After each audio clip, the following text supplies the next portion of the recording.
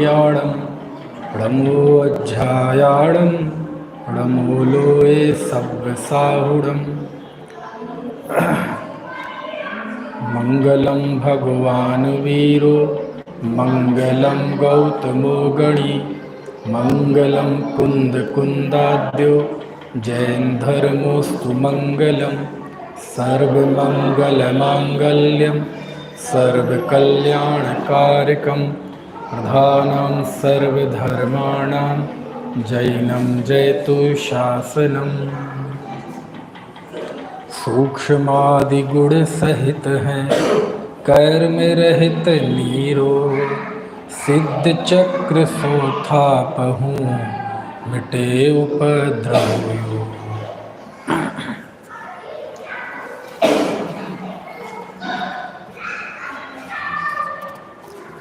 बंद कर देना चाहिए।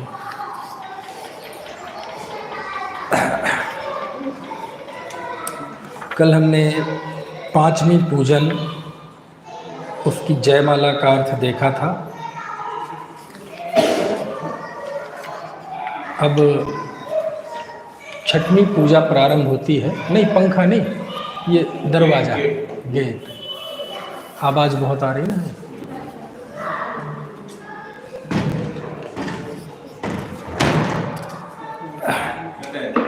इस छठवीं पूजा में पंच परमेष्टि विधान है, नहीं, कर्म दहन विधान है। 256 इसमें अर्घ हैं और 8 कर्म की जो 148 प्रकृतियां हैं, मुख्य रूप से उनके नाश करने वाले सिद्धों की वंदना की गई है। 8 कर्मों की 148 प्रकृतियां हम तत्वार्थ सूत्र पढ़ते समय अभी जानेंगे। 8वां अध्याय चल रहा है ना ऑफलाइन में। ज्ञानावरण की 5, दर्शनावरण की 9, मोहिनी की 28, अंतराय की 5, आयु की 4, नामकरण की 93, गोत्र की 2 और वेदनीय की 2। इस तरह सब मिला के 148 प्रकृतियां हैं और इन सभी प्रकृतियों का सिद्ध भगवान ने नाश किया है, इसलिए वो निष्कर्म कहलाते हैं। कम्मा, अट्ठगुणा, किंचूणा। तो बस इन्हीं की मुख्यता से अर्घ हैं। इसके अलावा और भी अर्घ हैं, है ना, लेकिन मुख्य रूप से इनका कथन किया गया है। और इसलिए कल बताया था कि ये कर्म दहन विधान है। एक कर्म दहन कर्म ईंधन विधान भी अलग से चलता है, तो इसमें वो भी आ गया, क्योंकि इसमें 8 कर्म की 148 प्रकृतियों का कैसे नाश किया सिद्ध भगवान ने, उसका कथन किया है। ठीक है। इसके बाद अब इसकी जयमाला देखते हैं। अब 108 प्रकृतियों में क्या क्या है जरा बताना। अब ये बहुत अच्छे अच्छे छंद हैं, है ना, बहुत अच्छे। एक एक छंद एक से एक है, एक से एक, है ना, बहुत गहरे और आध्यात्मिक है।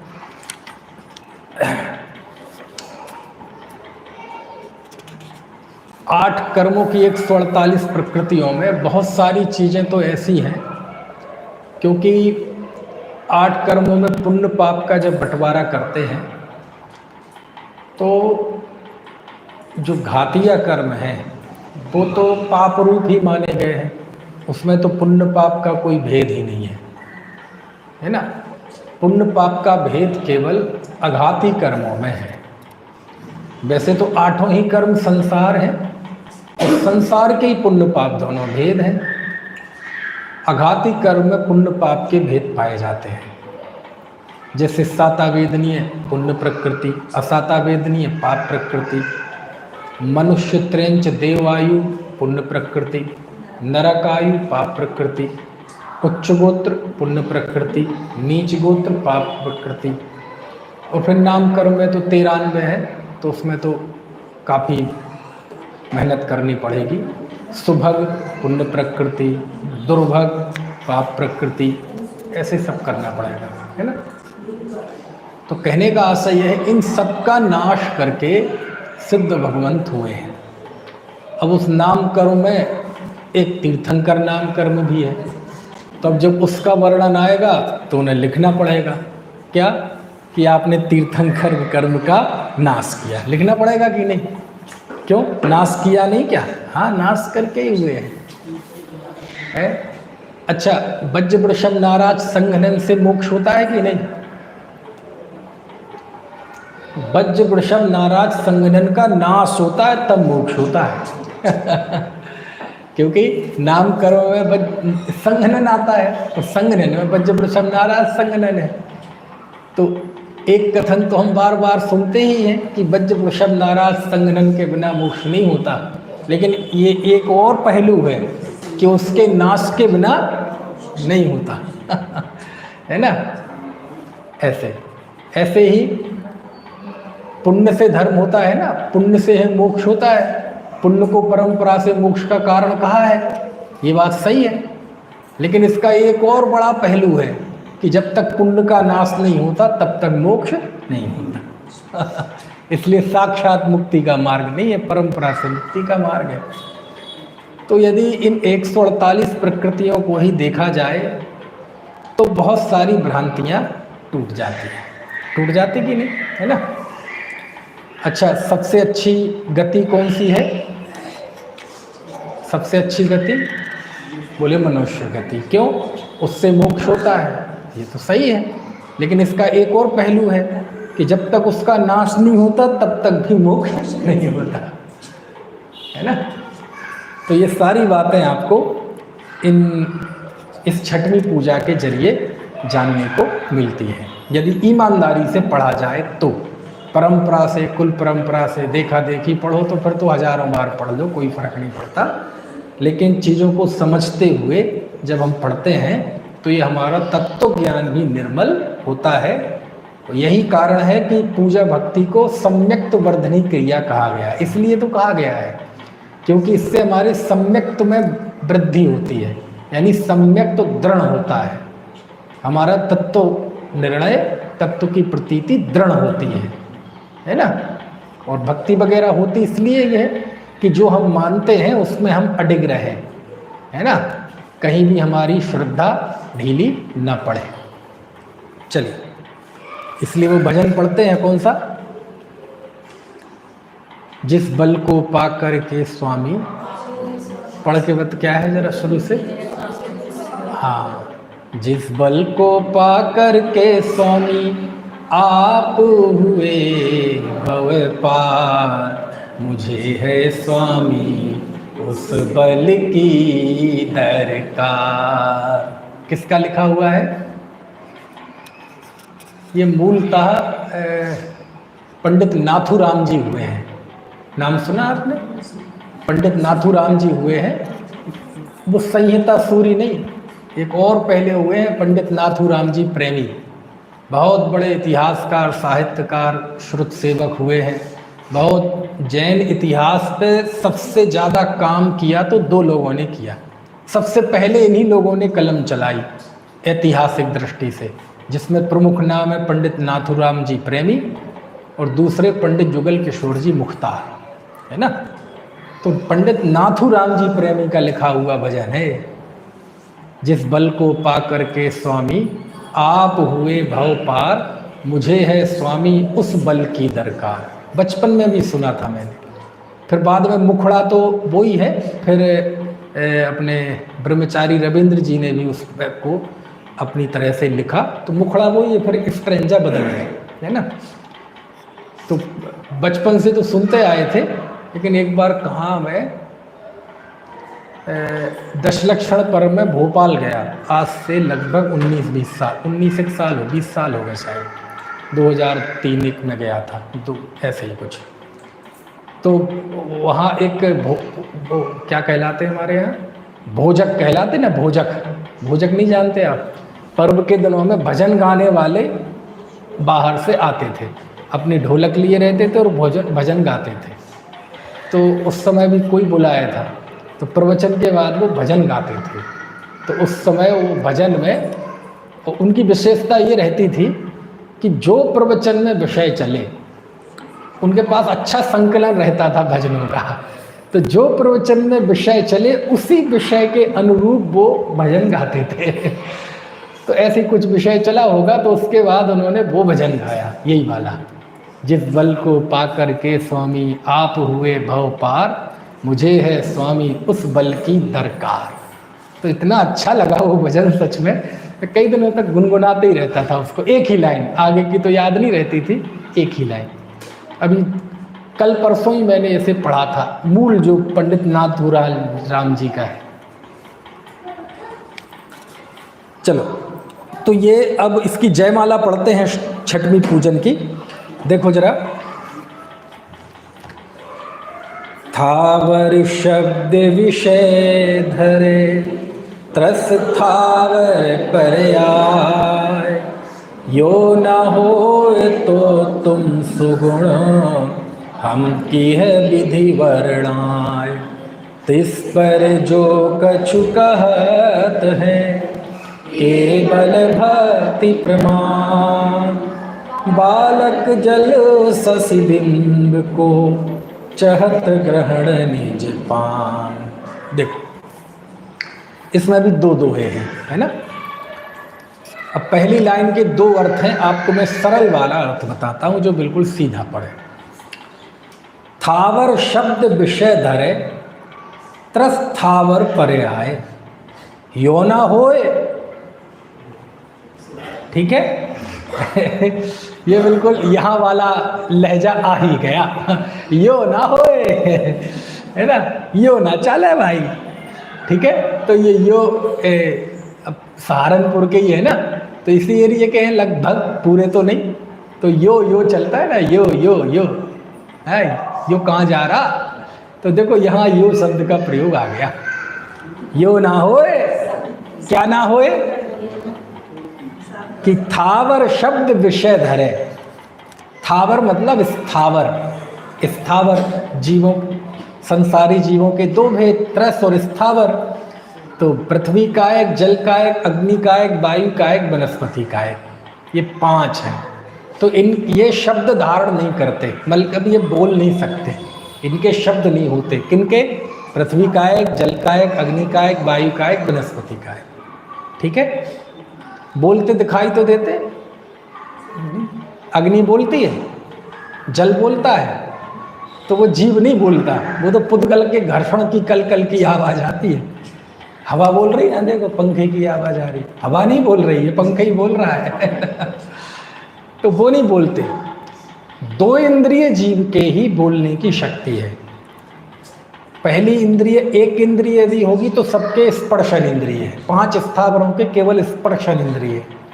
दूसरी इंद्रिय, दो इंद्रिय जीव होता है तो स्पर्शन प्लस रसना। तो रसना इंद्रिय आते ही जीव वक्ता हो जाता है, मतलब वो बोलने लगता है। कीड़े मकोड़े भी टी टी टी टी ची ची पी पी करते हैं ना, तो वो भी उनकी वक्तृत्व क्षमता है ना। अच्छा, श्रोता कब होता है व्यक्ति? पांचवी इंद्रिय मिलने पे। इसलिए बड़ा काम क्या है, वक्तापन की श्रोतापन? श्रोतापन। इसलिए बोलने का जहाज राग नहीं, वक्तृत्व तो कब आ जाता है, दो इंद्रिय भी बोलने लगता है ना। तो यहाँ स्थावर जीव के वचनों, शब्दों का धारण करना और त्रस थावर पर्याय, और स्थावर जीव का त्रस पर्याय प्राप्त करना उसी जन्म में। यो ना होए, ये नहीं होता। ये नहीं होता मतलब ऐसा नहीं होता भैया। तो तुम सुगुण हम की ही विधि वर्णाएं, वह इसी तरह हम भी आपके गुणों का बखान कैसे कर सकते हैं, अर्थात नहीं कर सकते। जैसे ये अयोग्य कारण नहीं होते हैं, वैसे ही हम भी आपके गुणों के कथन को करने में समर्थ नहीं है। तो फिर कहते क्यों? एक देखो, ये विरोधाभास होता है, विरोधाभास अलंकार। जब तुम ये मानते हो कि हम आपके गुणों का कथन नहीं कर सकते, तो करते क्यों? तो विरोधाभास आ गया ना। कोई कहे अरे बोलता क्यों नहीं, गूंगा है क्या? हाँ जी, मैं तो बस जन्म से ही गूंगा हूं जी। ये तो बोल कैसे रहा? क्या कर रहे? बस जी गहरी नींद में हूं। स्ववचन बाधित, संभव ही नहीं है। तो ऐसे जब गुणों का कथन समर्थ ही नहीं है तो बोलते क्यों हो? तो उसका जवाब देते हैं, तिस पर जो कछु कहत हैं, इसके बावजूद भी मैं जो कुछ भी भक्ति कर रहा हूं, कह रहा हूं, केवल भक्ति प्रमाण, वह केवल भक्ति के प्रमाण, मतलब केवल भक्ति के हृदय, भक्त हृदय कह रहा है, भक्ति की वजह से कह रहा हूं, और कोई कारण नहीं है। भक्तांबर में देखो इस तरह के कितने ही छंद है। वक्तुम गुणान गुण समुद्र शशांक कांतान, कस्ते क्षमः सुर गुरु प्रतिमोपि बोध्या, कल्पांत काल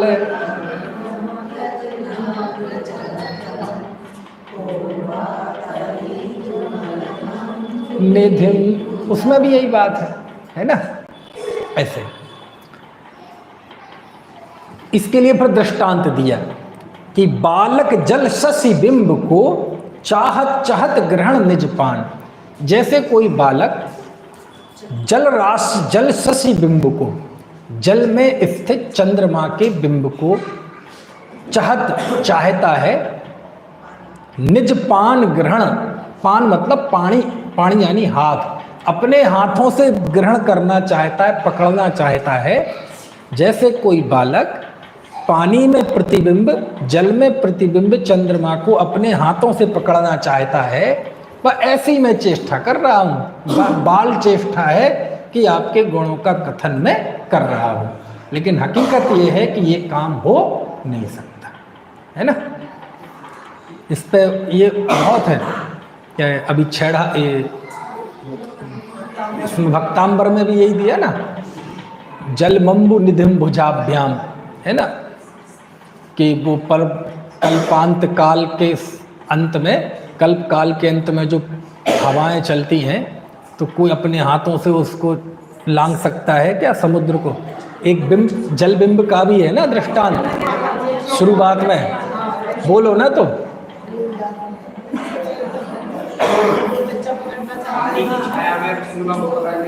हाँ हाँ यही है। अच्छा आगे पीछे हो गई, चलो ठीक है।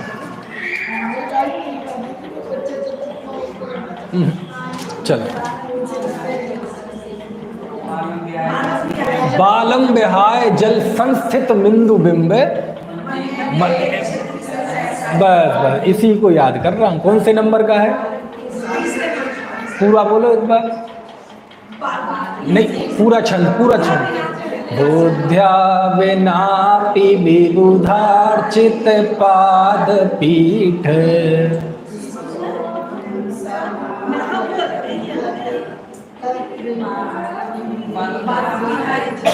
बालम विहाय जल संस्थित बिंदु बिंब।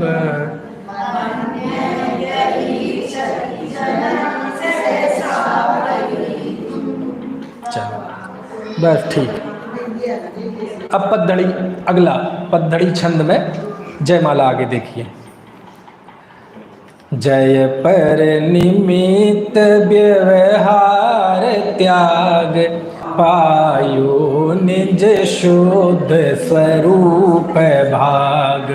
जय पालन बिन जग जगत देव, जय दया भाव बिन शांति।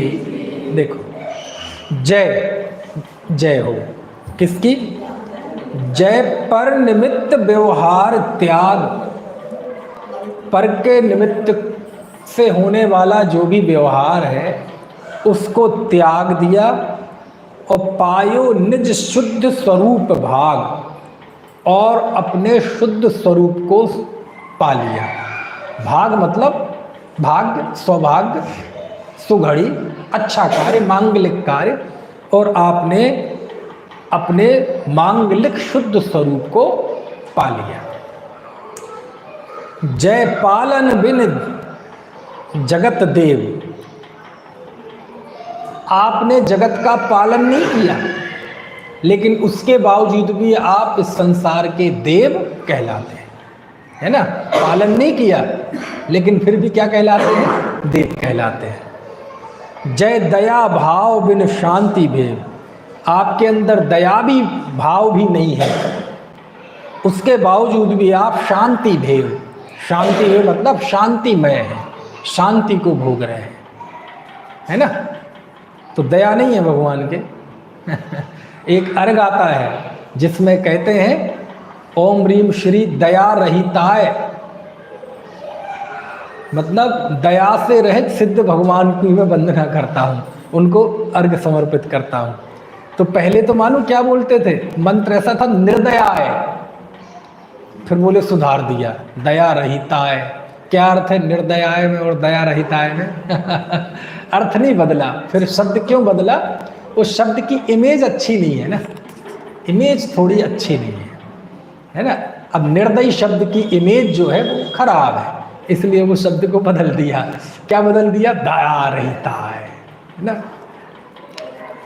तो ये देखो इसमें ही लिख रहे जय दया भाव बिन, यानी सिद्ध भगवान को दया भाव से रहित कह दिया।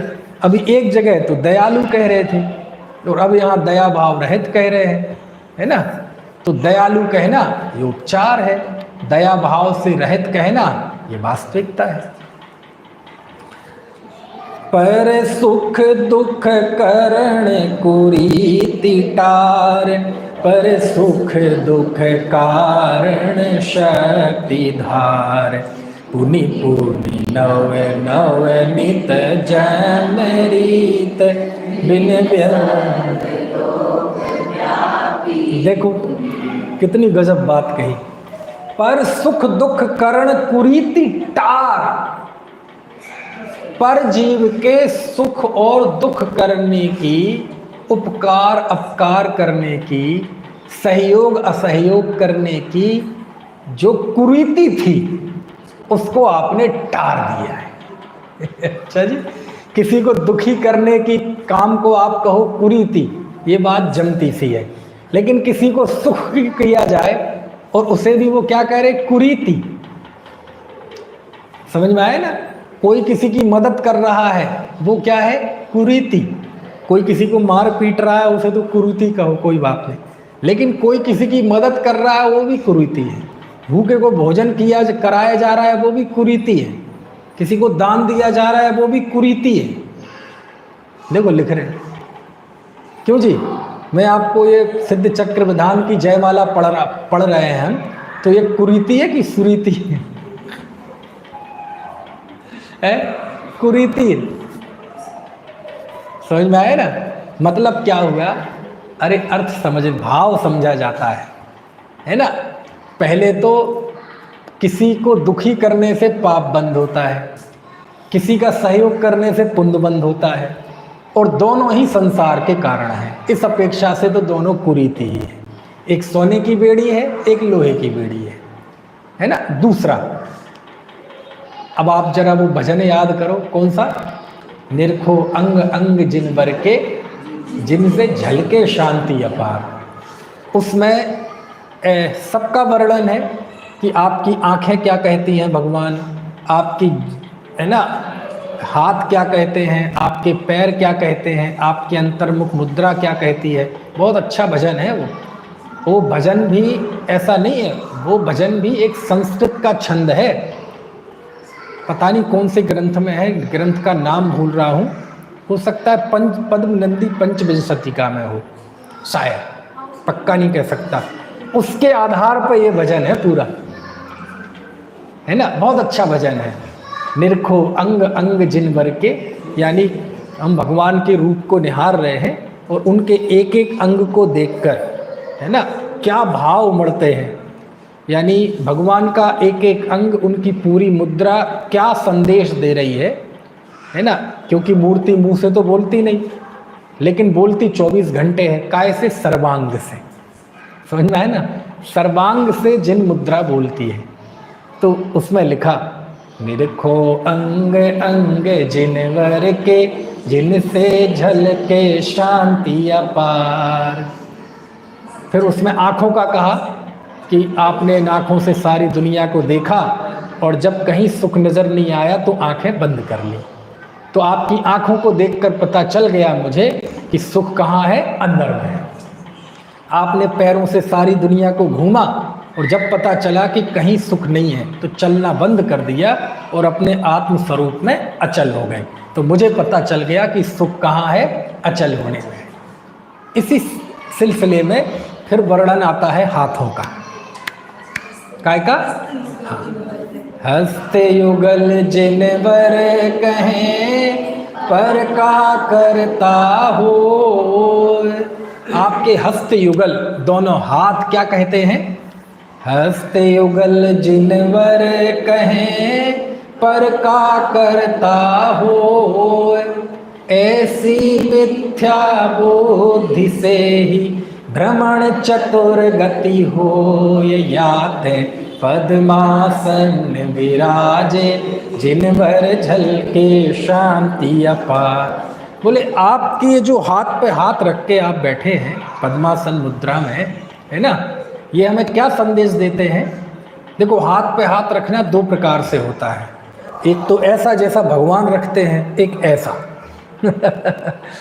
ऐसा बंधन का प्रतीक, और ऐसा ये है कृतकृत्यता का प्रतीक, यानी अब कुछ करने लायक बाकी नहीं रहा।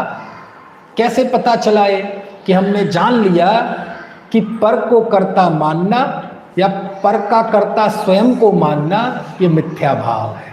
इस बात का प्रतीक क्या है? हाथ पे हाथ रखे हुए आपकी पद्मासन मुद्रा, है ना।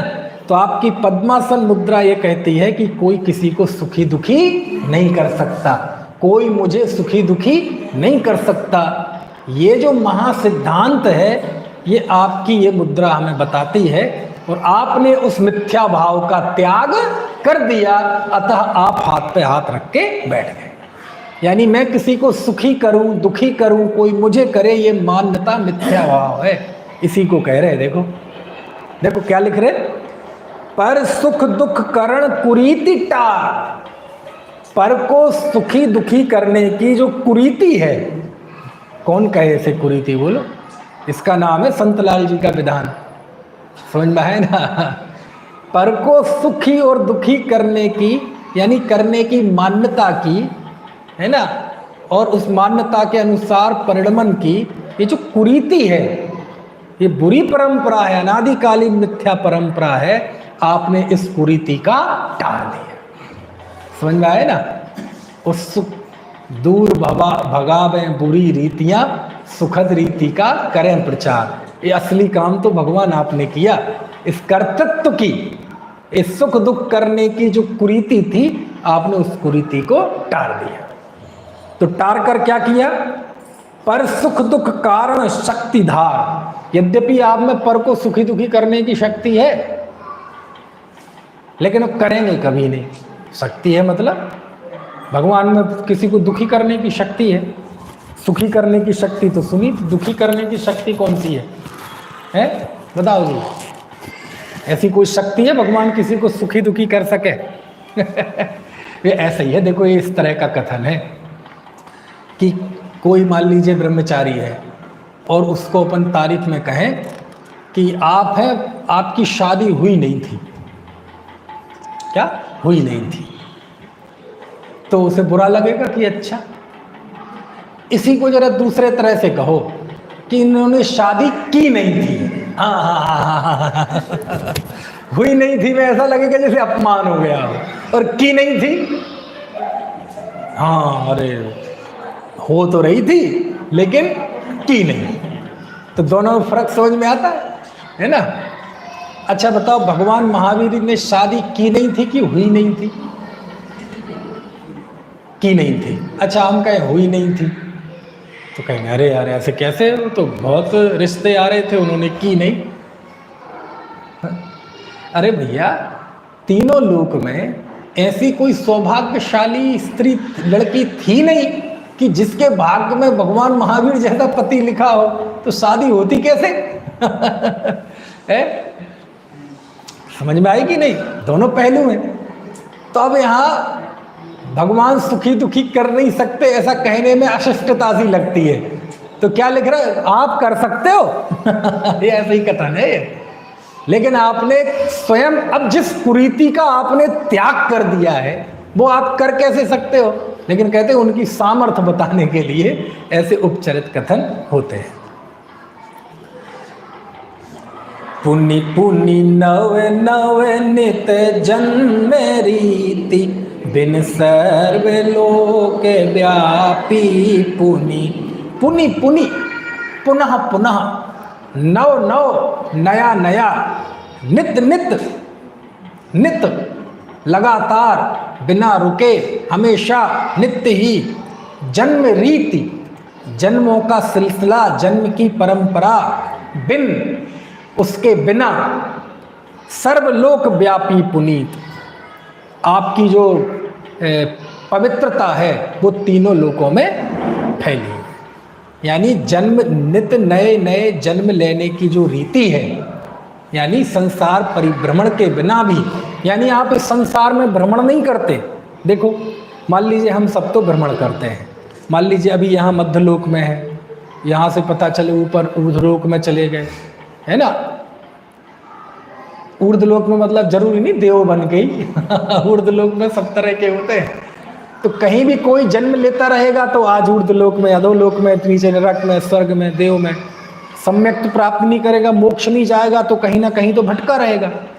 तो कहते हैं हम तो तीनों लोक में घूमते हैं, तब भी हमारी पवित्रता तीनों लोक में नहीं है। लेकिन हे भगवान, आपने पुनि पुनि नव नव नित जन्म रीति, पुनः पुनः नया नया जन्म लेने का जो सिलसिला था, आप उसके बिना ही आपकी पवित्रता तीनों लोक में फैली, जाए बिना ही, है ना।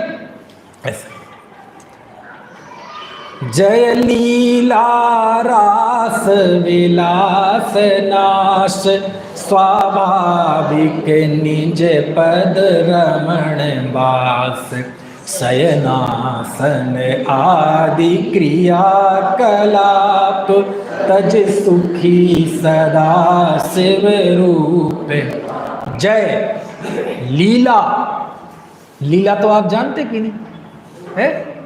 लीलाएं अनेक अनेक तरह की क्रियाएं, रास है ना, जैसे वो रास लीला करते थे ना, तो वो रास। और विलास, विलास मतलब ऐशो आराम, लग्जरियस, नाश है ना, उनका नाश किया।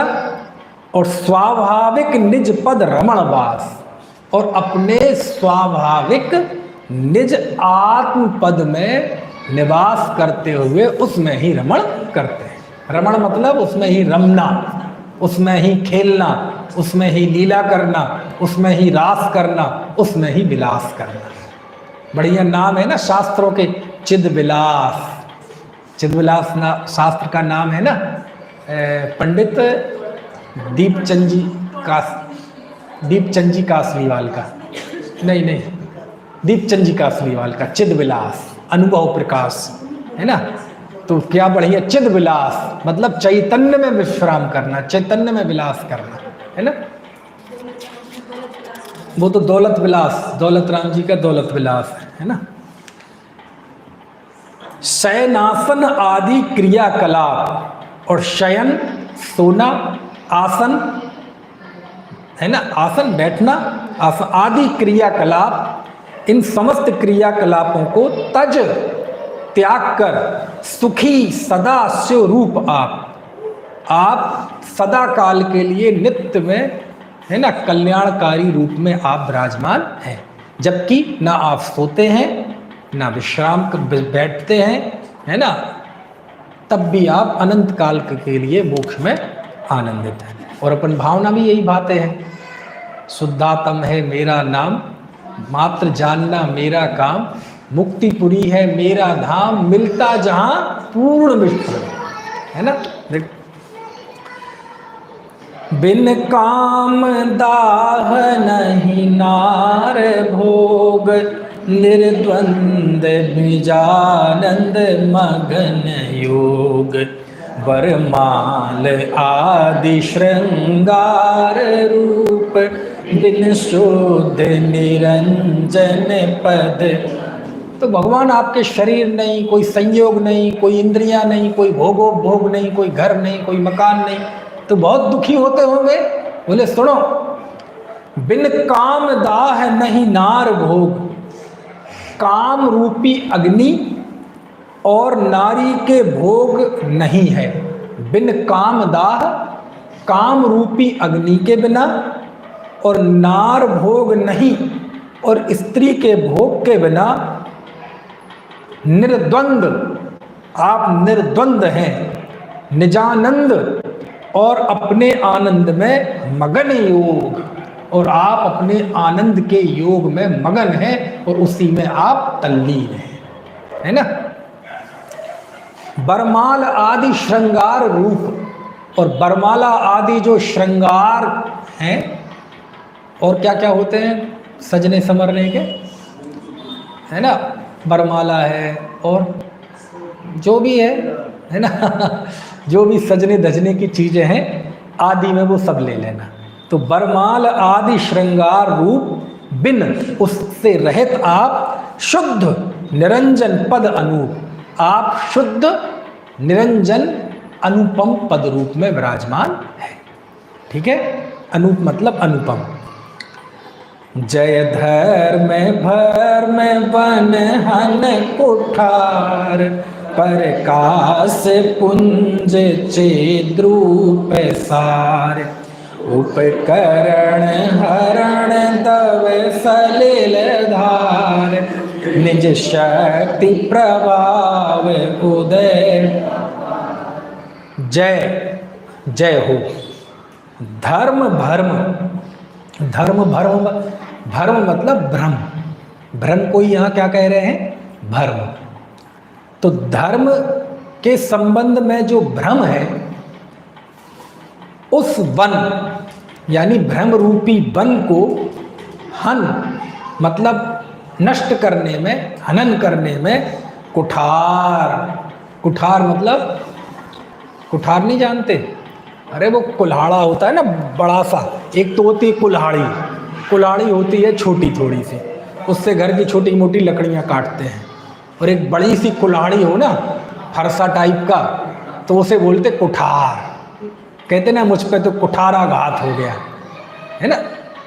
तो धर्म के संबंध में जो भ्रांति रूपी जंगल है, उसका नाश करने वाले आप कौन है, कुठार है। यानी आप भ्रम को, मिथ्यात्व को, विपरीत मान्यताओं का समाप्त करने वाले हैं। और प्रकाश पुंज, प्रकाश क्या होता है, प्रकाश पुंज, प्रकाश पुंज मतलब सम्यक ज्ञान के पुंज, है ना, शुद्ध ज्ञान के पुंज, है ना, है। और चिद्रूप सार, शुद्ध चैतन्य रूप है, चिद्रूप चैतन्य रूप, और सार मतलब शुद्धता के अर्थ में, शुद्ध चैतन्य रूप है। उपकरण हरण दव सलिल हार, ये उपकरण हरण क्या होता है, उपकरण यानी होता है, एक तो होता है करण, करण यानी होता है इंद्रियां, और उपकरण मतलब अनिंद्रिय मन। ठीक है, तो मन हरण, मन को हरण करने के लिए आप दव सलिल हार, अग्नि, दव यानी जो जंगल की अग्नि होती ना, जंगल की अग्नि, हाँ दावानल, तो उस अग्नि के लिए आप पानी की धार के समान, यानी जो मन की मनोरंजन, मन की वजह से व्यक्ति कितने कितने कार्य करता है ना। इंद्रियों की तो शक्ति सीमित होती है, लेकिन मन असीमित होता है। तो मन के लिए काय का रूपक दिया, जंगल की आग का।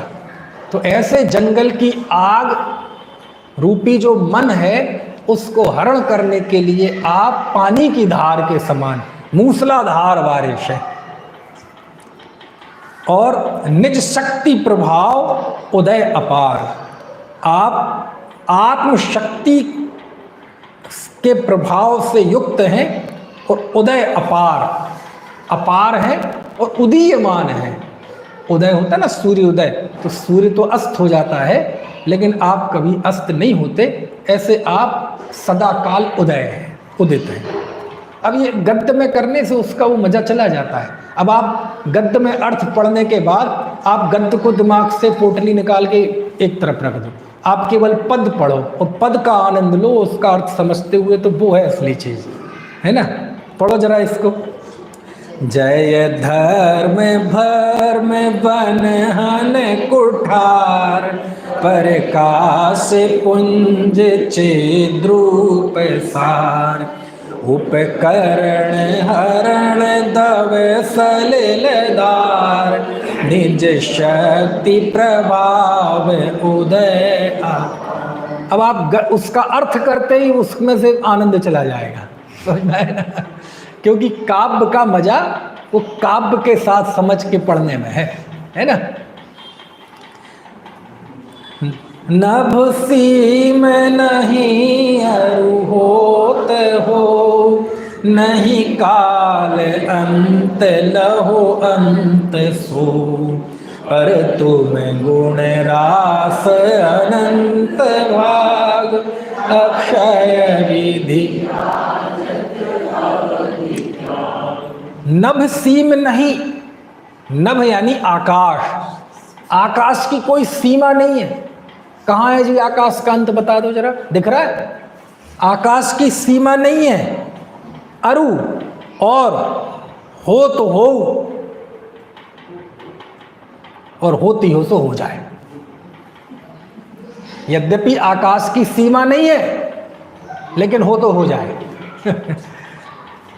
नहीं काल अंत, यद्यपि काल का कोई अंत नहीं है। लहु अंत सो, लेकिन होता हो सो हो जाए। है ना? क्या मतलब? ये जो असंभव चीजें हैं ये कदाचित संभव हो जाए। अपन नारे लगाते ना, जब तक सूरज चांद। है ना?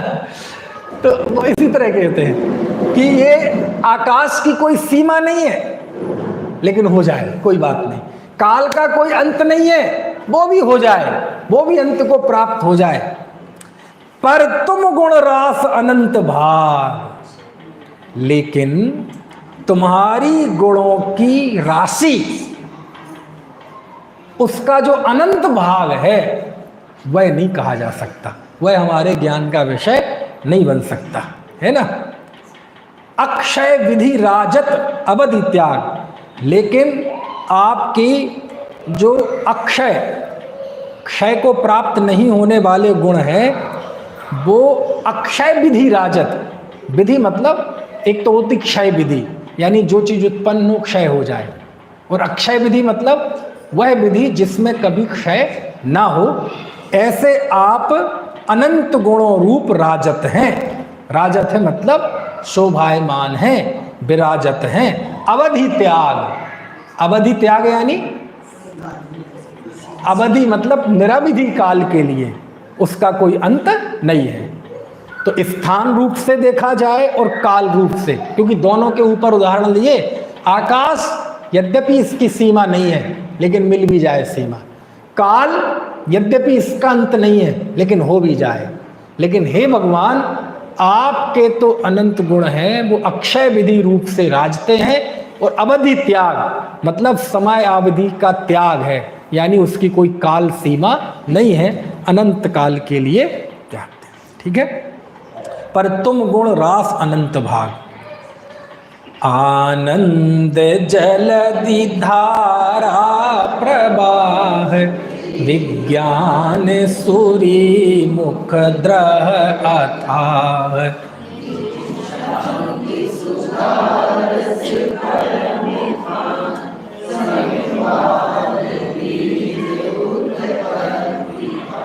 देखो फिर से, मुख द्रह अथाह, आनंद जलधि। आनंद जलधि, जलधि मतलब जल को धारण करने वाला। यद्यपि समुद्र को कहते हैं जलधि, लेकिन जल को धारण करने वाला इस अर्थ में तालाब भी जलधि है, नदी भी जलधि है। समुद्र तो रूढ़ अर्थ में है, शब्द अर्थ तो जो जल को धारण करे, तो वो कोई भी हो, नदी हो, तालाब हो, नहर हो, समुद्र हो। तो आनंद रूपी समुद्र को धारण करने वाला आपके मुख द्रह अथाह, आपका मुख रूपी अथाह जो कुंड है, द्रह आई थी ना पहले, कुंड है, उससे विज्ञान सुरी धारा प्रवाह, विज्ञानमयी, विज्ञान यानी सम्यक ज्ञानमयी धारा प्रवाह, धारा है ना, वह धारा का प्रवाह निकल रहा है। यानी आपके मुख रूपी द्रह से, जो कि अथाह है, जो 6 कुलाचलों पर जो पद्मादि हैं उनकी तो सीमा है, उसकी तो गहराई है, लेकिन आपका जो मुख रूपी कुंड है जो कि अथाह है, जो कि आनंद रूपी जल से भरा हुआ है, उसमें से सम्यक ज्ञान सहित सम्यक ज्ञानमयी धारा का प्रवाह निकल रहा है। और निज शांति सुधारस परम खान, कैसी वह धारा? आत्म शांति, निज शांति मतलब आत्म शांति, सुधारस अमृत रस, परम खान, वह आत्म शांति रूप अमृतमयी आनंद की परम खान है। और क्या है वो आपके मुख में उससे निकली हुई धारा? सम्यक ज्ञानमयी धारा, कैवल्य ज्ञानमयी धारा, संसार के समस्त है ना वस्तुओं को प्रकाशित करने वाली धारा, समभाव बीज उत्पत्ति थान, समता भाव की बीज है। बीज मतलब उत्पत्ति स्थान, देखो बीज भी लिख दिया और उत्पत्ति स्थान लिख दिया। वह सम्यक ज्ञान की, केवल ज्ञान की, तत्व को प्रकाशित करने वाली जो धारा है, वह समता भाव की उत्पत्ति स्थान रूप बीज है। वह बीज है, वहीं से समता भाव की उत्पत्ति होती है। निज आत्मलीन विकल्प विनाश, शुद्धोपयोग परिणति प्रकाश, दृग ज्ञान असाधारण स्वभाव। देखो सरल है, निज आत्मलीन, सिद्ध भगवान कैसे हैं? आप आत्मलीन हैं।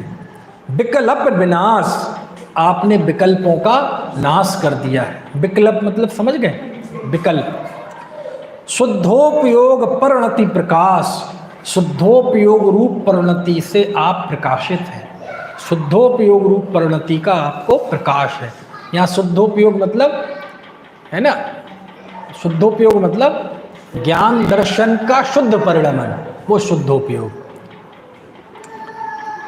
दृग ज्ञान, देखो आ गया ना दोनों ही। दृग मतलब दर्शन, ज्ञान असाधारण स्वभाव, ज्ञान और दर्शन ऐसे आप असाधारण स्वभाव वाले हैं। और स्पर्श आदि पर गुण अभाव, और स्पर्श आदि पर गुण यानी पुद्गल के जो गुण हैं उनका आप में अभाव है, अरूपी है। यानी ज्ञान दर्शन से आप है ना सहित हैं और स्पर्श आदि से रहित हैं। ज्ञान शरीरी त्रिविध कर्म मिल मल वर्जित सिद्ध महंता। तो ज्ञान शरीरी कहा ना, ज्ञान शरीरी है, उसमें ही निषेध बरत गया कि आप स्पर्श आदि वाला जो शरीर है उससे रहते है ना। भक्ति भी है, कौन सी? अशरीरी सिद्ध भगवान आदर्श तुम्ही मेरे, पढ़िए। गजब भक्ति है, बहुत उत्कृष्ट भक्ति है, बहुत उत्कृष्ट भक्ति। एक तो पहली बात तो सिद्धों की भक्ति, सिद्धों वाले भजन मिलते नहीं जल्दी से, बहुत कब आप उठा लेना, हजारों भजन हैं पंडित दयानंद राय जी के, बुद्धन राय जी के, भूधरदास जी के, दौलत राम जी के, है ना। लेकिन सिद्धों के वचन बहुत कम हैं, अरहंतों के बहुत हैं, जिनवाणी के बहुत हैं, साधुओं के बहुत हैं, पंच परमेश ठीक है एक साथ भी काफ़ी हैं, आध्यात्मिक बहुत हैं, सब हैं, लेकिन केवल सिद्ध भगवंतों के गीत बहुत कम हैं। और जब ये गीत बना ना तो इतना ऐसा सुपर हिट हुआ था। अब तो नए नए तड़क तड़क भड़क भड़क वाले गीत चल गए, तो जो बीच के मध्यकाल के थोड़े बढ़िया भजन, ये अभय जी का भजन लिखा हुआ है, पंडित अभय कुमार जी का। कौन सा? अशरीरी सिद्ध भगवान आदर्श तुम्ही मेरे, है ना, बहुत अच्छा।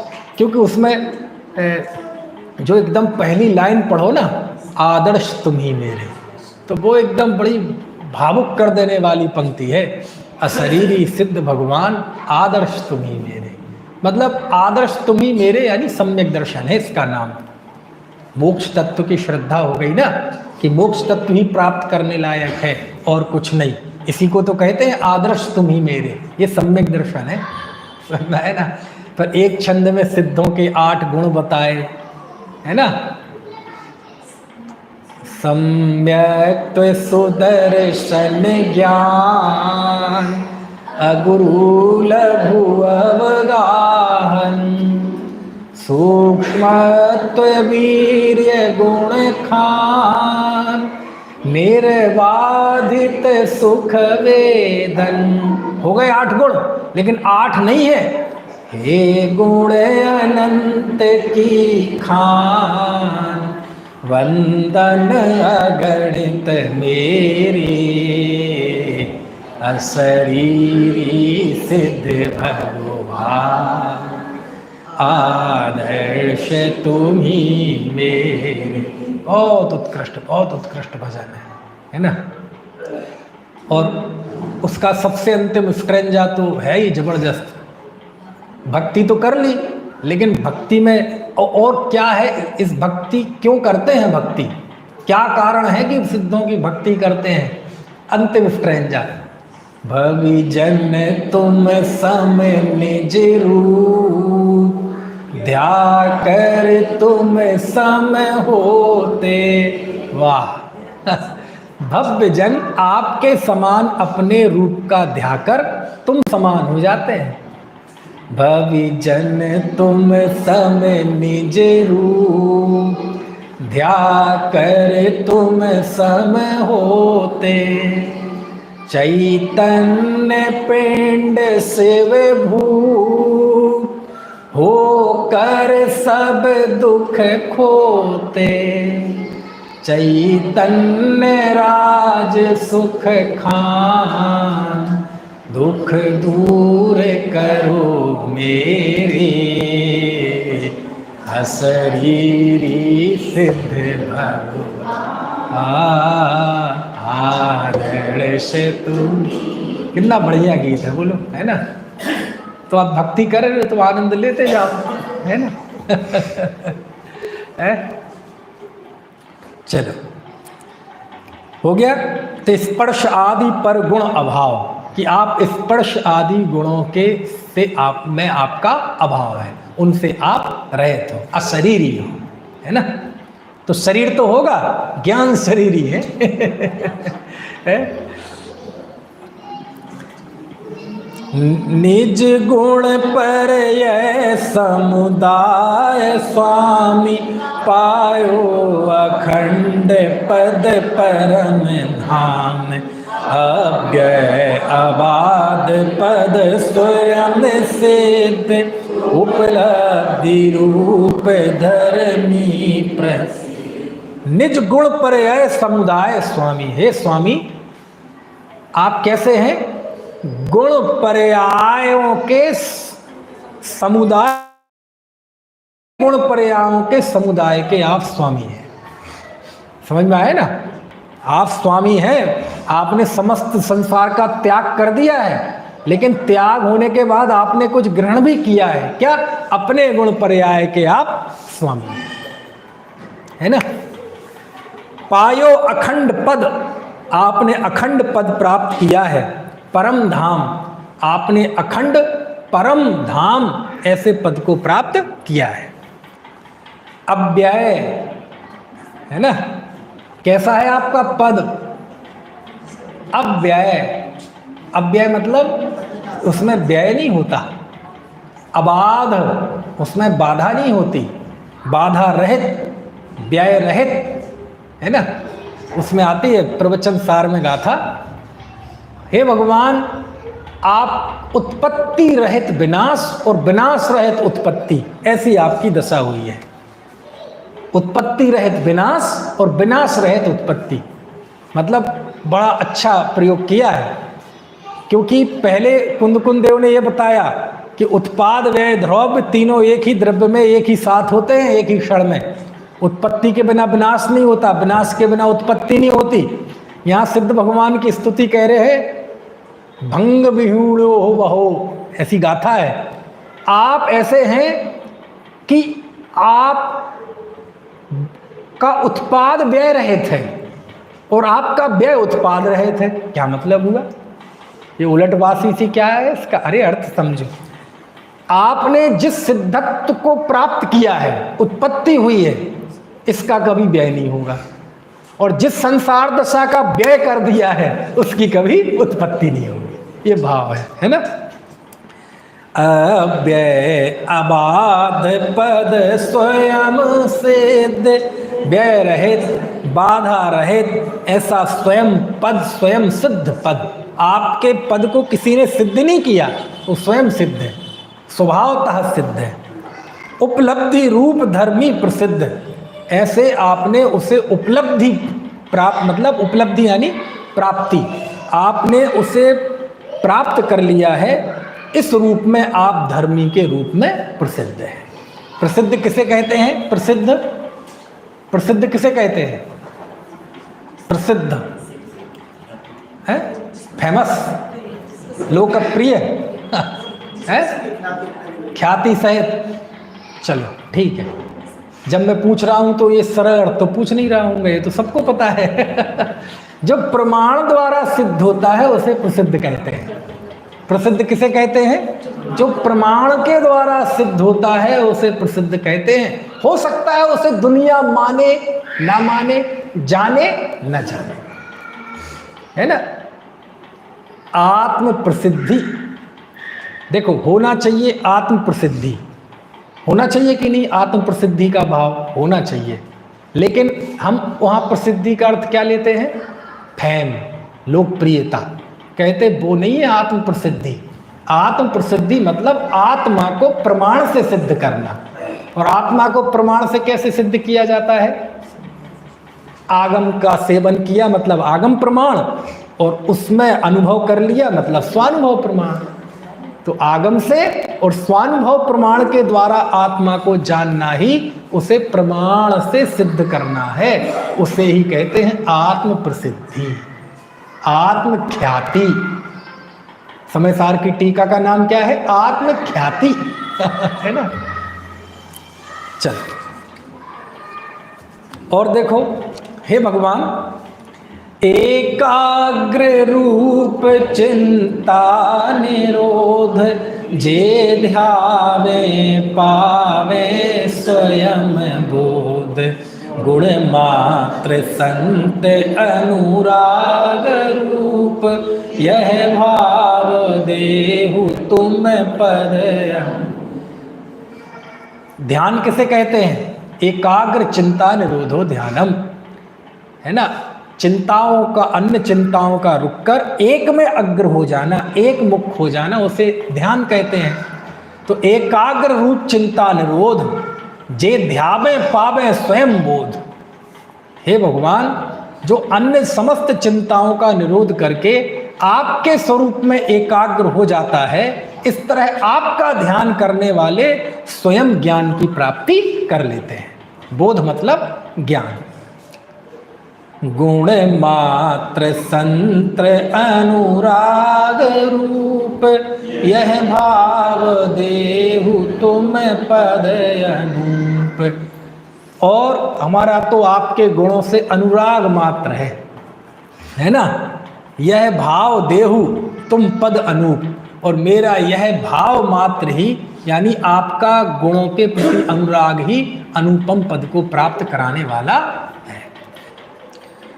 सिद्ध सुगुण सुमरण महा, मंत्र राज है सार, सर्व सिद्धि दातार है, सर्व विघ्न हरता। सिद्ध सुगुण सुमरण महा, सिद्धों के सुगुणों का महान स्मरण। ठीक है। सर्व सिद्धि दातार, यह समस्त सिद्धियों का देने वाला है। क्या सुमिरन स्मरण।